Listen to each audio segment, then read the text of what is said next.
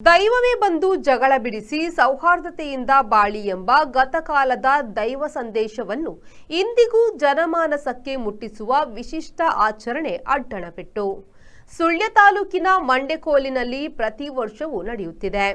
ಮಂಡೆಕೋಲು ಗ್ರಾಮದ ಶ್ರೀ ಮಹಾವಿಷ್ಣು ಮೂರ್ತಿ ದೇವಸ್ಥಾನದ ಜಾತ್ರೋತ್ಸವದ ಅಂಗವಾಗಿ ನಡೆಯುವ ಉಳ್ಳಾಕುಲು ಹಾಗೂ ಪರಿವಾರ ದೈವದ ನೇಮದ ಸಂದರ್ಭ ನಡೆಯುವ ವಿಶಿಷ್ಟವಾದ ಅಡ್ಡಣಪೆಟ್ಟು ಎಂಬ ಹೊಡೆದಾಟದ ಸಂಪ್ರದಾಯ ಜಾತ್ರೋತ್ಸವದ ಪ್ರಮುಖ ಆಕರ್ಷಣೆಯಾಗಿದೆ.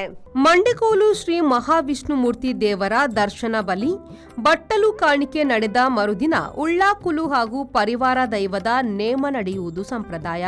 ಶುಕ್ರವಾರ ನಡೆದ ನೇಮದಲ್ಲಿ ಬೆಳಿಗ್ಗೆ 4 ಊರಿನ ಪ್ರತಿನಿಧಿಗಳ ನಡುವೆ ತುಳುನಾಡಿನ ಅತ್ಯಂತ ಅಪರೂಪದ ಅಡ್ಡಣಪೆಟ್ಟು ಆಚರಣೆ ನಡೆಯಿತು. ಹಳೆ ಸಂಪ್ರದಾಯವನ್ನು ಪ್ರತಿನಿಧಿಸಿ ಸಾಂಕೇತಿಕವಾಗಿ ನಡೆಯುವ ಈ ಹೊಡೆದಾಟವನ್ನು ನೋಡಲು ನಾಡಿನ ವಿವಿಧೆಡೆಯಿಂದ ಭಕ್ತರು ಆಗಮಿಸಿದ್ರು. ದೇವಸ್ಥಾನಕ್ಕೆ ಸಂಬಂಧಪಟ್ಟ ಕೇನಾಜೆ, ಮಾವಾಜಿ, ಮೂರೂರು, ಬೋಳುಗಲ್ಲು ಎಂಬ 4 ಗೌಡ ಮನೆತನಗಳು ಇಲ್ಲಿವೆ.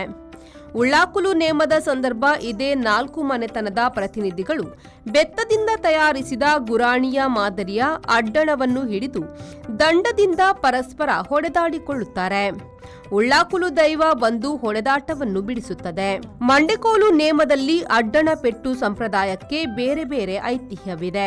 ಅಡ್ಡಣಪೆಟ್ಟು ನಡೆದರೆ ಊರಲ್ಲಿ ಮುಂದೆ ಗಲಾಟೆ ಹೊಡೆದಾಟಗಳು ಸಂಭವಿಸುವುದಿಲ್ಲ ಎಂಬ ನಂಬಿಕೆಯು ಊರಿನ ಭಕ್ತ ಜನರಲ್ಲಿದೆ. 4 ಊರಿನ ಜಗಳವನ್ನು ದೈವ ಬಿಡಿಸುವುದು, ಗಲಾಟೆ ಮಾಡದೆ ಸೌಹಾರ್ದದಿಂದ ಬಾಳಿ ಎನ್ನುವ ಸಂದೇಶವು ಈ ಆಚರಣೆಯಲ್ಲಿದೆ.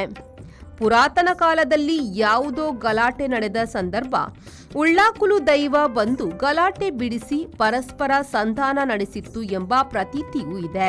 ಇದೇ ಕಾರಣದಿಂದ ಪ್ರತಿ ವರ್ಷ ಉಳ್ಳಾಕುಲು ನೇಮದ ಸಂದರ್ಭ ಅಡ್ಡಣಪೆಟ್ಟು ಒಂದು ಸಂಪ್ರದಾಯವಾಗಿ ನಡೆದು ಬರುತ್ತಿದೆ.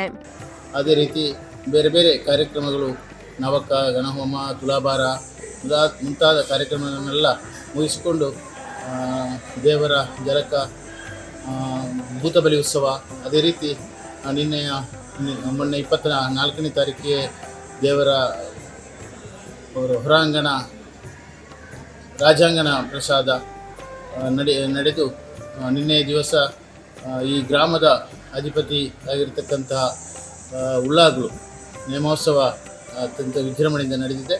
ಅದರ ಜೊತೆಗೆ ಧೂಮಾವತಿ ದೈವದ ನೇಮೋತ್ಸವ, ಅದೇ ರೀತಿ ಉದ್ರಂಡಿ ದೈವದ ನೇಮೋತ್ಸವವನ್ನು ಅತ್ಯಂತ ವಿಜೃಂಭಣೆಯಿಂದ ನಡೆದು ಇವತ್ತು ಕೊನೆಯ ದಿವಸ ಕಣೆಮಡಕ ಭಂಡಾರದ 4 ಭಂಡಾರದಿಂದ ಭಂಡಾರ ಬಂದು ನಿನ್ನೆಯ ದಿವಸ ಭಂಡಾರ ಬಂದು ಇವತ್ತು ವಿಷ್ಣುಮೂರ್ತಿ ದೈವದ ನೇಮೋತ್ಸವ ನಡೀತಾ ಇದೆ. ಈ ಎಲ್ಲ ಕಾರ್ಯಕ್ರಮ ಅತ್ಯಂತ ವಿಜೃಂಭಣೆಯಿಂದ ನಡೆದಿದೆ. ಪ್ರತಿ ವರ್ಷ ನಾವು ಎಲ್ಲ ಕಾರ್ಯಕ್ರಮ ನಡೀತಾ ಇದೆ. ನೇಮೋತ್ಸವದ ದಿನದಂದು ಉಳ್ಳಾಕುಲು ದೈವದ ಭಂಡಾರ ತೆಗೆದ ಬಳಿಕ ದೈವ ಸಹಿತ 4 ಊರಿನ ಪ್ರತಿನಿಧಿಗಳು, ದೈವದ ಪರಿಚಾರಕರು ದೇವಸ್ಥಾನದ ಸಮೀಪದ ಗದ್ದೆಯಲ್ಲಿರುವ ಕಟ್ಟೆಗೆ ತೆರಳುತ್ತಾರೆ. ಕೇನಾಜೆ, ಮಾವಾಜಿ, ಮೂರೂರು, ಬೋಳುಗಲ್ಲು ಮನೆತನಕ್ಕೆ ಸೇರಿದ 4 ಪ್ರತಿನಿಧಿಗಳು ಸಮವಸ್ತ್ರ ಧರಿಸಿ ದಂಡ ಮತ್ತು ಗುರಾಣಿ ಹಿಡಿದು ದೈವದ ಜೊತೆಯಲ್ಲಿ ತೆರಳುತ್ತಾರೆ.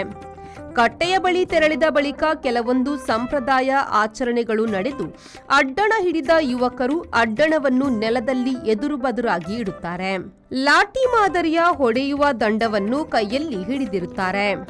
ಇತ್ತ ಅಡ್ಡಣ ಹೊಡೆತದಲ್ಲಿ ಭಾಗವಹಿಸುವ 4 ಯುವಕರಿಗೆ ಬೆನ್ನು ಹಾಕಿ ಉಳ್ಳಾಕುಲು ದೈವ ನಿಂತಿರುತ್ತಾರೆ. ಈ ಸಂದರ್ಭ ತುಳು ನುಡಿಗಟ್ಟೊಂದನ್ನು ಹೇಳಲಾಗುತ್ತದೆ. ಈ ನುಡಿಗಟ್ಟು ಮುಗಿಯುತ್ತಿದ್ದಂತೆ ದೈವದ ಪರಿಚಾರಕರೊಬ್ಬರು ಅಡ್ಡಣ ಹೊಡೆತಕ್ಕೆ ಅಣಿಯಾಗಿ ನಿಂತಿರುವ ಯುವಕರತ್ತ ಕಲಶದ ನೀರಿನಿಂದ ಪ್ರೋಕ್ಷಣೆ ಮಾಡುತ್ತಾರೆ. ಕಲಶ ಪ್ರೋಕ್ಷಣೆ ಆಗುತ್ತಿದ್ದಂತೆ ಎದುರು ಬದುರಾಗಿ ನಿಂತಿರುವ ಯುವಕರು ನೆಲದಲ್ಲಿಟ್ಟ ಅಡ್ಡಣವನ್ನು ಕೈಗೆ ಎತ್ತಿಕೊಂಡು ಅದನ್ನು ಗುರಾಣಿಯಂತೆ ಹಿಡಿದು ಎದುರು ಬದುರಾಗಿ ಹೊಡೆದಾಟ ಆರಂಭಿಸುತ್ತಾರೆ. ಪ್ರತಿಯೊಬ್ಬರೂ ಎದುರು ಪ್ರತಿನಿಧಿಯ ಕೈಯಲ್ಲಿ ಹಿಡಿದಿರುವ ಅಡ್ಡಣಕ್ಕೆ ಹೊಡೆಯಬೇಕೆಂಬ ನಿಯಮವೂ ಇದೆ. ಹೊಡೆದಾಟ ಜೋರಾಗುತ್ತಿದ್ದಂತೆ ಬೆನ್ನು ಹಾಕಿ ನಿಂತಿರುವ ಉಳ್ಳಾಕುಲು ದೈವ ಬಂದು ಹೊಡೆದಾಟವನ್ನು ಬಿಡಿಸುತ್ತದೆ. ಪುರಾತನ ಸಂಪ್ರದಾಯದ ಮೂಲಕ ಶಾಂತಿ ಸಂದೇಶ ಸಾರುವ ಅಡ್ಡಣಪೆಟ್ಟು ಇಂದಿಗೂ ವಿಶೇಷ ಆಚರಣೆಯಾಗಿ ನೆಲೆ ನಿಂತಿದೆ. ಮಂಡೆಕೋಲು ಶ್ರೀ ಮಹಾವಿಷ್ಣುಮೂರ್ತಿ ದೇವಸ್ಥಾನದ ಜಾತ್ರೋತ್ಸವದ ಅಂಗವಾಗಿ ಭಕ್ತಿ ಸಂಭ್ರಮದಲ್ಲಿ ನಡೆದ ಅಡ್ಡಣಪೆಟ್ಟು ಉತ್ಸವವನ್ನು ಊರ ಹಾಗೂ ಪರವೂರ ಭಕ್ತರು ಕಣ್ತುಂಬಿಕೊಂಡರು. ಪುಷ್ಪರಾಜ್ ಶೆಟ್ಟಿ, ವಿ4 ನ್ಯೂಸ್, ಸುಳ್ಯ.